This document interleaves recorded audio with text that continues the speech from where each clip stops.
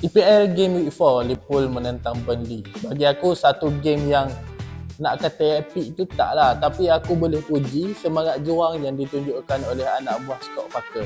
Untuk pengetahuan korang, Scott Parker merupakan bekas pemain Tottenham Hotspur yang mana dia bermain untuk posisi CDM ke CM macam tu lah sebelum ni. Tapi itu bukan apa yang aku nak highlight lah untuk game ni. Aku nak bagi tahu yang Burnley bermain secara parking bus kau-kau lah. Dan aku boleh nampak yang Liverpool susah nak tembus dia orang punya parking bus tu. Nasib baik ada penalti. Penalti pada minit 95 tak silap aku yang mana telah dijaringkan oleh Mo Salah. Liverpool telah memegang possession sebanyak 80%. Kalau tak silap aku 80% ke 85% macam tu.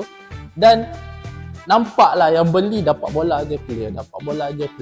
Lepas tu satu lagi yang aku nak suarakan kekecewaan aku yang mana Florian Wirtz dan juga Ekitike nampak macam kurang lah dalam game ni. Nampak macam tengah tercari-cari rentak dia orang.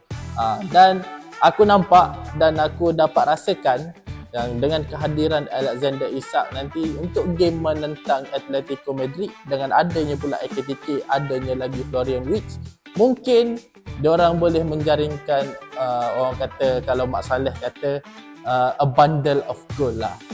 Tapi itu mungkin sekadar teori je sebab bola tu bulat.